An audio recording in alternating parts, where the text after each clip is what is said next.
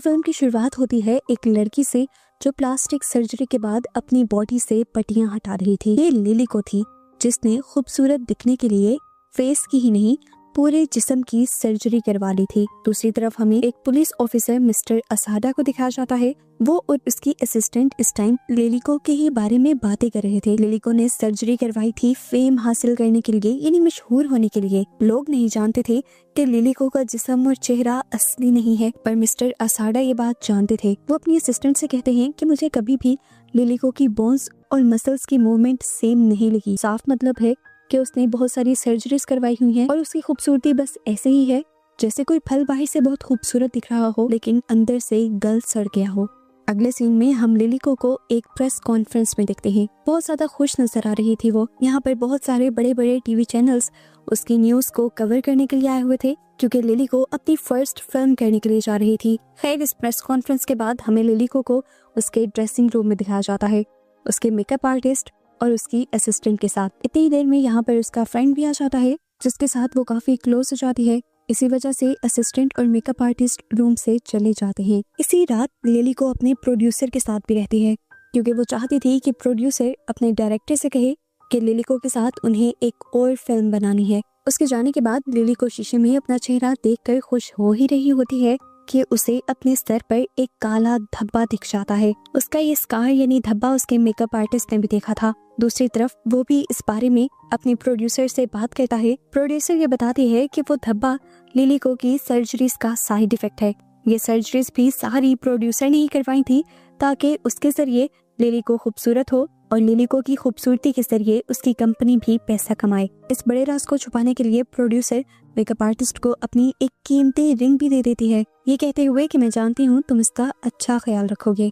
ख्याल उसे रिंग का नहीं बल्कि राज का रखना था। प्रोड्यूसर ने एक और शॉकिंग बात ये भी बताई थी कि लिलिको का चेहरा ही नहीं बल्कि उसकी बॉडी का एक एक पार्ट नकली था। उसके जिस्म में जो असली चीजें थी वो सिर्फ उसकी आंखें और उसके प्राइवेट पार्ट्स थे। अगले दिन प्रोड्यूसर लिलिको को हॉस्पिटल भेज देती है वापस ताकि उसके इस धब्बे को ठीक किया जा सके।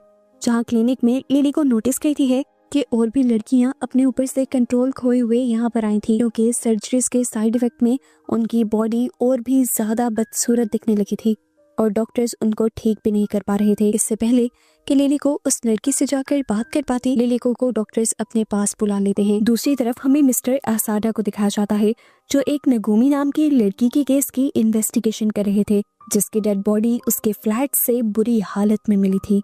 मिस्टर असाडा अपने कुलीग को बताते हैं कि उस लड़की का एक्स हस्बैंड भी उसी ब्यूटी क्लिनिक के लिए काम करता है जिसका केस हम पहले भी देख रहे हैं। ये क्लिनिक इलीगली इंसानों के ऑर्गन्स, बोन्स और स्किन का यूज करते हैं अपनी सर्जरीज में और ज्यादातर सर्जरीज ब्यूटी पर्पस के लिए होती हैं और इन सर्जरीज के लिए ये क्लिनिक बहुत ज्यादा पैसे चार्ज करते हैं। सिर्फ यही नहीं, इन सर्जरीज के बाद भी बॉडी को नॉर्मल रखने के लिए हर महीने लाखों की मेडिकेशन की जरूरत पड़ती है और अगर कोई अफोर्ड ना कर पाए तो उसको बहुत ही बुरे साइड इफेक्ट्स का सामना करना पड़ता है जिसकी वजह से कुछ लड़कियां तो अपनी जान भी ले लेती हैं, जिस तरह ये अंजाम हमें सामने नजर आ रहा है।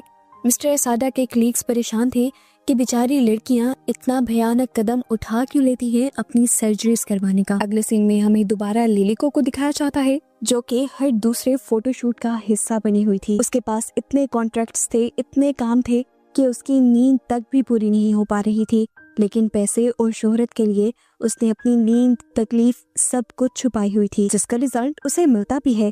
तकरीबन हर मैगजीन के कवर पेज के ऊपर उसी की फोटो होती है और सभी मैगजीन्स बहुत तेजी से बिक जाते हैं। लाखों लोग लिलिको के फैन बन गए थे, यहाँ तक कि हॉलीवुड से भी लिलिको को फिल्म की ऑफर आ गई थी।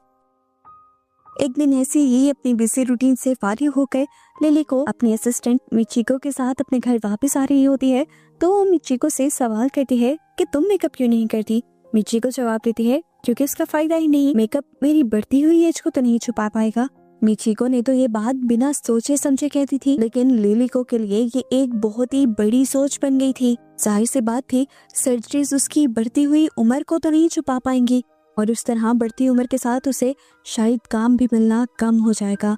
इस सोच की वजह से लिलिको काफी डिप्रेस हो जाती है। सोचते हुए उसे ये भी ख्याल आता है कि काश उसके पास कोई ऐसा होता जो उससे सच में प्यार करता, मिचिको उसे दिलासा देती है कि लाखों लोग आपको पसंद करते हैं, पर लिली को कहती है कोई ऐसा नहीं है मेरे पास जो मुझसे प्यार करे बस। इन्हीं बातों को करते हुए वो इस टाइम मिरर के सामने बैठी हुई थी और जैसे ही वो अपने माथे से बाल हटाती है तो देखती है कि उसके सर पे बना हुआ निशान और भी ज्यादा गहरा हो चुका था। उसने जब अपना मेकअप साफ किया तो उसके मुंह पर और भी बहुत से निशान थे और ये देखकर वो रोने लग गई। उसे डर था कि अगर ये निशान या उसकी सच्चाई सबके सामने आ गई कि उसका चेहरा सर्जरी की वजह से खूबसूरत है तो लोग उससे नफरत करने लगेंगे। वो लाखों लोग जो अब उसे पसंद करते हैं वही सब उसके बारे में बातें बनाएंगे।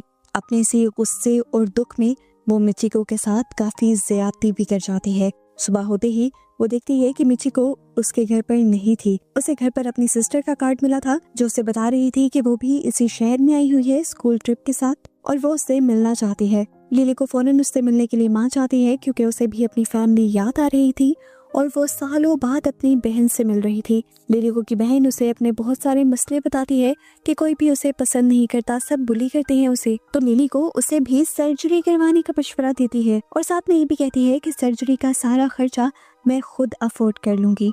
यहाँ से फ्री होकर लिली को दोबारा जाती है अपने ब्यूटी क्लिनिक में क्योंकि पिछली रात उसने देख लिया था कि उसकी बॉडी पर और भी बहुत सारे निशान आ गए थे। डॉक्टर नोटिस करते हैं कि इस मर्तबा उसकी स्किन भी ढीली होने लगी थी और उसे भी टाइट करने की जरूरत थी। इसीलिए डॉक्टर एक और सर्जरी करने का डिसाइड करते हैं और ये सर्जरी कम मुंह पर सिलाई कढ़ाई ज्यादा लग रही थी। लिली को के मुंह पे निशान बना दिए गए थे और लिली को बगैर एनेस्थीसिया दिए यानी बगैर सुन किए लिली को का ये ऑपरेशन हो रहा था। सुई के जरिए उसकी स्किन को टाइट किया जा रहा था और लिली को बहुत ज्यादा दर्द हो रहा था। डॉक्टर तब उससे कहते हैं कि ये दर्द तो तुम्हें सहना पड़ेगा लिली को, याद नहीं है इस दर्द से पहले कोई तुम्हें नहीं जानता था। इन सर्जरीज ने ही आज तुम्हारी पहचान बनाई है, जो तुम आज हो वो सब इन सर्जरीज की ही वजह से हो। ये सुनकर बेचारी लिली को कुछ नहीं कहती और इतना दर्द भरा एक और ट्रीटमेंट करवा लेती है और फौरन एक नए शो पर आ जाती है। इस टाइम मिस्टर रसाडा भी उसका शो देख रहे थे। उसके बोलने के अंदाज से वो समझ जाते हैं कि लिली को अब दोबारा कुछ और करवा के आई है और अब वो अपनी असिस्टेंट से कहते हैं कि टाइम आ गया है कि लिली को भी एक्सपोज कर दिया जाए। जबकि दूसरी तरफ जब लिली को की प्रोड्यूसर को ये बात पता चलती है कि लिली को अपनी बहन को पैसे भेज रही है तो प्रोड्यूसर उसे समझाती है कि तुम ज्यादा पैसे अपने घर नहीं भेज सकती क्योंकि लिली को का जो ब्यूटी ट्रीटमेंट हो रहा है वो बहुत ही ज्यादा कॉस्टली है और आज के बाद से लिली को अपनी ब्यूटी ट्रीटमेंट के पैसे भी खुद ही लगाने थे क्योंकि प्रोड्यूसर्स और कंपनी को लिली को पर जितना पैसा लगाना था वो लगा चुके थे और अब वो एक नई मॉडल को ले आए थे यहाँ पर जो लिली को से कहीं ज्यादा खूबसूरत थी और उसकी खूबसूरती नेचुरल भी थी जिसकी वजह से आते ही वो हिट हो जाती है। जो फोटोशूट सारे पहले लिली को मिलते थे वो शूट्स भी आधे से ज्यादा नई मॉडल को मिलने लग जाते हैं। उसे बहुत सी एड्स मिल जाती हैं, मूवीज मिल जाती हैं और आधे से ज्यादा मैगजीन्स के कवर पेज पर लिली को की जगह वो आ जाती है और इन सारी चीजों से लिली को बेइंतहा डिप्रेस हो जाती है और अपने डिप्रेशन को कम करने के लिए ड्रग्स का सहारा लेती है। इसी सारे बुरे वक्त में उसे एक और बुरी खबर ये मिल जाती है कि उसका फ्रेंड उसे छोड़कर एक पॉलिटिशियन की बेटी के साथ एंगेजमेंट कर चुका था। ये सुनकर तो लिली को पूरी तरह टूट जाती है और वो लड़का बेशर्मी से उसे कह देता है मेरी शादी तुम जैसी एक आम सी मॉडल से होना तुम्हारी खुशफहमी ही थी। लिली को अब गुस्से से पागल हो जाती है और इसके दिमाग में एक नई गेम चलने लग जाती है।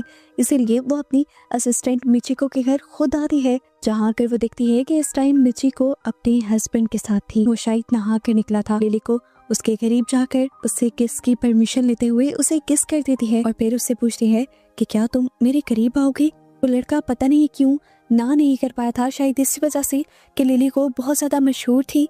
लिली को अपनी सारी हदें पार कर देती है वो भी मिचिको के सामने और मिचिको टूट जाती है अपने हस्बैंड को किसी और लड़की के साथ देखकर। वो ये सब रोक भी नहीं पाई थी क्योंकि उसे डर था कि लिली को कहीं उसे जॉब से ना निकाल दे। खैर अगले दिन लिली को अब इस कपल को अपने घर एक जरूरी काम से बुलाती है। लिली को उन दोनों को मैनिपुलेट कर देती है ये कहते हुए कि मैं जानती हूँ कि तुम दोनों मुझसे बहुत प्यार करते हो और मेरे लिए कुछ भी कर सकते हो, लेकिन मुझे तो बस एक छोटा सा ही काम करवाना है। एक लड़की के फेस पर तुम्हें एसिड फेंक कर आना है ताकि उसकी खूबसूरती खत्म हो जाए और वो जल कर मर जाए। ये दोनों उसकी बात मान जाते हैं और मिशन पूरा करने से पहले लिली को उन दोनों को ही अपने सामने करीब आने को कहती है। बेचारी मिचिको सिर्फ अपनी जॉब के लिए लिलिको के कहे हुए सारे बुरे काम कर रही थी जो वो करना भी नहीं चाहती थी। अगले दिन दिखाया जाता है कि जब लिलिको को उसका मेकअप आर्टिस्ट तैयार कर रहा होता है तब वो लिलिको की कमर पर अजीब बड़े बड़े काले धब्बे देखता है। वो समझ जाता है कि ये भी उसके ब्यूटी प्रोसीजर के साइड इफेक्ट्स हैं, इसीलिए वो कुछ नहीं बोलता। यहाँ तक कि वो अपनी असिस्टेंट को भी रूम से बाहर भेज देता है और फिर बाद में सीक्रेटली ये बात जाकर प्रोड्यूसर को बताता है। तो प्रोड्यूसर उसे कहती है टेंशन लेने की जरूरत नहीं है, मुझे लग रहा है कि लिलिको का ये इंडस्ट्री में आखिरी वक्त चल रहा है। दूसरी तरफ दिखाया जाता है कि मिचिको और उसके हस्बैंड ने भी उस पॉलिटिशियन की बेटी का मुंह जला दिया था एसिड से, जिससे लिलिको के फ्रेंड की शादी होने वाली थी। और ये करने के बाद मिचिको और उसके हस्बैंड बहुत ज्यादा रोते भी हैं। खैर ये सब होने से एक फायदा तो हो जाता है, लिलिको का मकसद पूरा हो जाता है। लिलिको का फ्रेंड उसके पास वापस आ जाता है। लिलिको जब उससे सवाल करती है उसके फियांसे के बारे में तो सच बताने के बजाय वो लड़का कहता है कि मुझे तो पॉलिटिक्स में कभी इंटरेस्ट ही नहीं था, मुझे तो तुम्हारी तरह मशहूर बनना है।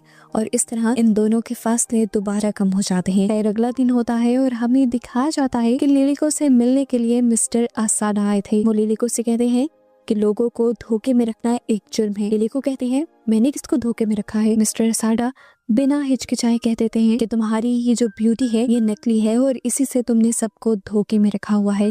जब तुम्हारी सच्चाई सबके सामने आएगी लोग तुम पर थूकेंगे भी नहीं, और जिस ब्यूटी क्लिनिक पर तुम चाहती हो वो भी इलीगल है। वो बताता है कि वो ब्यूटी क्लिनिक औरतों का फायदा उठाता है उनके खूबसूरत होने के शौक को लेकर, फिर इलीगली ऐसी मेडिसिन और ट्रीटमेंट उनको देता है जिससे वो बज़ाहिर खूबसूरत तो हो जाती हैं, लेकिन वो ट्रीटमेंट आहिस्ता आहिस्ता उन्हें मौत की तरफ ले जाते हैं। मैं तो कहूँगा कि तुम अब भी उनके जाल से निकल जाओ। लिली को जवाब में कहते हैं मुझे ये सब बताने का क्या फायदा, मेरा उस सब से क्या ताल्लुक है। तब मिस्टर असाडा हंसते हुए उसके हाथ में वो सारे प्रूफ्स दे देते हैं जो उनके पास थे। उन्हें सब पता था कि लिली को पहले कैसी दिखती थी, फिर सर्जरीज के बाद कैसी हुई। मिस्टर असाडा ये भी बताते हैं कि मुझे सिर्फ यही नहीं पता, मुझे ये भी पता है कि पॉलिटिशियन की बेटी का जो मुंह चला है वो भी तुम्हारी ही वजह से चला है, और इस क्राइम के भी सारे एविडेंस मिस्टर असाडा के पास थे। ये सारी बातें सुनकर फिलहाल के लिए तो लिली को घबराई थी। उसके हाथ से एविडेंस की फाइल पकड़कर लिली को यहाँ से चली जाती है। घर आते ही वो एविडेंस खोलती है तो उसे पता चलता है कि मिस्टर असाडा सच बोल रहे थे। इस फाइल के अंदर लिली को की वो सारी पुरानी फोटोज भी थी जब लिली को बहुत ही मोटी और भद्दी दिखा करती थी। लिली को दोबारा से पैनिक हो जाती है कि अगर ये सच्चाई उसके सबके सामने आ गई तो क्या होगा। अपने आप को काम डाउन करने के लिए वो अपने आप को एक और ड्रग का इंजेक्शन लगा लेती है। सुबह जब उठी तब भी वो नशे में थी। उसने देखा कि मिचिको उसके लिए ब्रेकफास्ट बना रही थी। उसने टीवी ऑन किया तो उसे एक और झटका देने वाली न्यूज ये पता चली कि पहले जिस एडवर्टीजमेंट में हमेशा वो हुआ करती थी, आज उस एड में भी उसकी जगह नई मॉडल ने ले ली थी। ये देखकर उसका दिमाग खराब हो जाता है और वो मिचिको को काम देती है पहले की तरह इस मॉडल का भी तेजाब से फेस जलाने का। मिचिको घबरा गई थी लेकिन कोई जवाब नहीं दे पाई थी। लिलिको की आज उसी मॉडल के साथ प्रेस कॉन्फ्रेंस भी थी। स्टेज पर उस मॉडल को देखकर लिलिको का कॉन्फिडेंस डाउन हो जाता है और वो अपने आप को नॉर्मल करने के लिए वॉशरूम में जाकर एक और ड्रग का इंजेक्शन अपने आप को लगा लेती है। अब क्योंकि रात भी उसने ड्रग का यूज किया था और रात वाली ड्रग का असर खत्म होने से पहले ही उसने दोबारा भी अपने आप को ड्रग का इंजेक्शन लगा लिया था, तो अब उसके असर में उसे हेलुसिनेशंस होने लग जाते हैं। पूरे स्टेज पर उसे तितलियां उड़ती हुई दिखाई देती हैं जिसे वो पकड़ने की कोशिश में लग जाती है, अपने आप से कंट्रोल खो देती है, ऊट-पटांग की हरकतें करती है। और ये सब देखते हुए प्रेस कॉन्फ्रेंस पूरी तरह तबाह हो जाते हैं। सारे लोग उसके इस एबनॉर्मल बिहेवियर की पिक्चर लेते हैं और अगले दिन के न्यूज़पेपर्स और मैगजीन्स उसकी इस अजीब हरकतों की खबरों से भर जाते हैं। दूसरी तरफ दिखाया जाता है कि जब मिचिको अपना प्लान पूरा करने गई थी, दूसरी मॉडल को मारने के लिए गई थी, तो उसने देखा कि दूसरी मॉडल भी बहुत ज्यादा उदास थी। वो मिचिको को बताती है कि हम जैसी मॉडल्स को सिर्फ मशीन के तौर पर इस्तेमाल किया जाता है। जब तक हमारा फेस होता है, हमारी जवानी होती है, हमसे पैसा कमाया जाता है और फिर हमें छोड़ दिया जाता है। उसकी बातें सुनकर मिचिको इमोशनल हो गई थी और अपना काम पूरा नहीं कर पाई थी। यहाँ अगली सुबह जब लिलिको की आंख खुलती है तो उसे बहुत ज्यादा सर में दर्द हो रहा था, वो वॉमिटिंग कर रही थी। मिचिको उसे संभालने के लिए आती है और वो गुस्से में मिचिको से पूछती है क्या मेरा काम हुआ। मिचिको से बताती है कि मैं आपका काम नहीं कर पाई। ये सुनकर लिलिको इतने ज्यादा गुस्से में आ जाती है कि मिचिको को थप्पड़ मार देती है। और खुद अपने आप को काम डाउन करने के लिए अपने घर से बाहर निकल आती है। बाहर बारिश हो रही थी, उसे ये भी ख्याल नहीं रहा था। रूम के अंदर मिचिको के हाथ लग जाते हैं लिलिको के वो सारे एविडेंस जो मिस्टर असाडा उसे देकर गए थे। बस फिर क्या था, अपने थप्पड़ और अपने साथ किए गए हर जुल्म का बदला लेने के लिए मिचिको इन एविडेंस को बड़े बड़े प्रेस क्लब्स में भेज देती है। इतने बड़े बड़े राज थे, इनको कहाँ वक्त लगता था वायरल होने में। एक के बाद एक सारे ही लिलिको के खिलाफ सबूत इंटरनेट पर थे। हर कोई अब लिलिको के बारे में बातें कर रहा था और लिलिको से नफरत करना शुरू कर चुका था। बस वही दिन आ गया था जिससे लिलिको डरती थी, लेकिन वो नहीं जानती थी कि ये दिन इतना जल्दी आ जाएगा। इस टाइम लिलिको के घर के बाहर बहुत सारे न्यूज एंकर्स थे जो लिलिको से उसकी सर्जरीज के बारे में सवाल करना चाहते थे, पर लिलिको अपने घर का दरवाजा नहीं खोलती। जैसे जैसे उसका डिप्रेशन बढ़ रहा था, उसकी बॉडी पर मौजूद स्कार्स भी बहुत ज्यादा बढ़ने लगे थे। दूसरी तरफ हमें मिस्टर असाडा को दिखाया जाता है, जिनको पुलिस वाले सस्पेंड कर देते हैं क्योंकि मिस्टर असाडा ने ब्यूटी क्लिनिक की इंफॉर्मेशन को लीक कर दिया था बिना किसी अथॉरिटी और परमिशन के। और ऐसा करके उन्होंने ब्यूटी क्लिनिक वालों को एक मौका दे दिया था अपने आप को कवर करने का, लेकिन पुलिस उस मौके से पहले ही उस ब्यूटी क्लिनिक वालों को पकड़ना चाहती थी।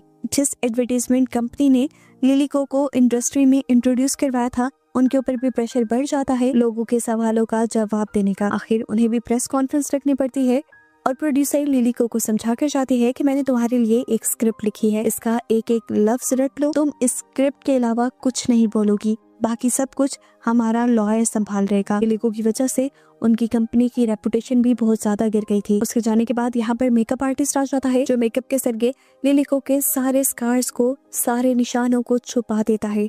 जिसके बाद अब लिलिको प्रेस कॉन्फ्रेंस के अंदर आ जाती है। लिलिको जानती थी कि कोई भी उसकी बात पे यकीन नहीं करेगा और ना ही कोई अब उसे पसंद करता है। अपनी इस प्रेस कॉन्फ्रेंस को हमेशा के लिए यादगार बनाने के लिए लिलिको अपने हाथ में एक चाकू लेकर आती है और सभी के सामने अपनी आंख के अंदर स्टैब कर देती है। और उसकी इस हरकत से उसका आखिरी मैगजीन भी काफी ज्यादा पॉपुलर जाता है।